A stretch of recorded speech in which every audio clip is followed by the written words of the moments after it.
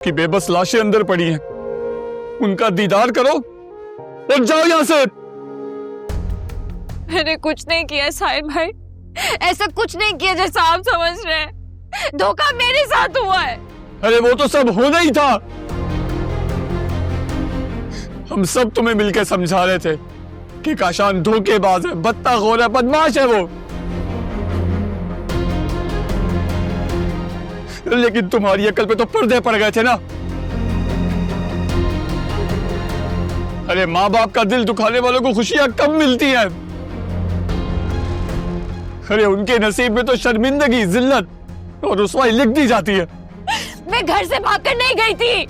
बकवास बंद करो और दफा हो जाओ यहाँ से, वरना मैं तुम्हें यहीं जिंदा दफन कर दूंगा।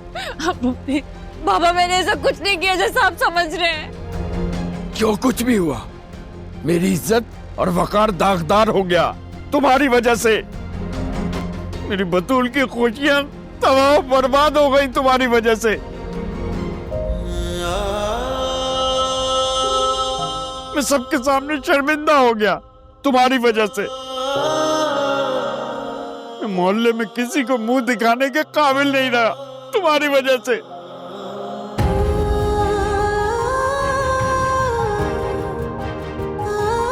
तुम अब यहाँ नहीं रहोगी, मैं तुम्हें एक मिनट बर्दाश्त नहीं कर सकता। बाबा सिर्फ एक बार मेरी बात सुन ले, फिर चाहे मुझे धक्के देकर इस घर से निकाल दीजिएगा। एक बार मेरी बात सुन ले प्लीज। अब सुनाने के लिए बचा क्या है? क्या सुनाना चाहती हो?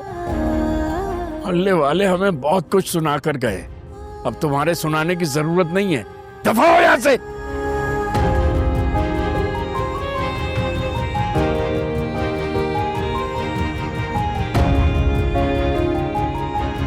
एक मिनट मामू, मेरी बात सुन। मामू, सारे मोहल्ले में हमारे बारे में बातें की जा रही हैं। एक बार फिर से मोहल्ले का तमाशा बन जाएंगे हम लोग। तो क्या मैं इसे गले लगा लूं? जी मामू जान, आपका ज़र्फ तो इतना होता ही है ना कि वो अपनी बेटी को गले लगा ले। बेटियां तो आखिर बेटियां ही होती हैं।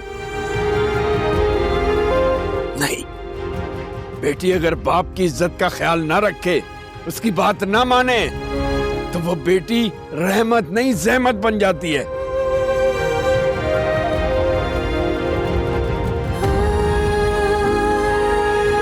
और अब मैं इस जहमत को अपने घर नहीं रख सकता। मामू, हम लोग वैसे ही बर्बाद हो चुके हैं। एक बार उसकी बात तो सुन ले, हो सकता है वो बच जाए। नहीं, ये वहीं जाएगी जिसकी खातिर इसने हम सबको जलील किया है। नहीं बाबा, मुझे काशान से शादी नहीं करनी है प्लीज। अब तो तुम्हें करनी पड़ेगी। तुम्हें भी उस कर्ब और अज़ियत से गुजरना पड़ेगा जिससे मेरी बतूल गुजरी है।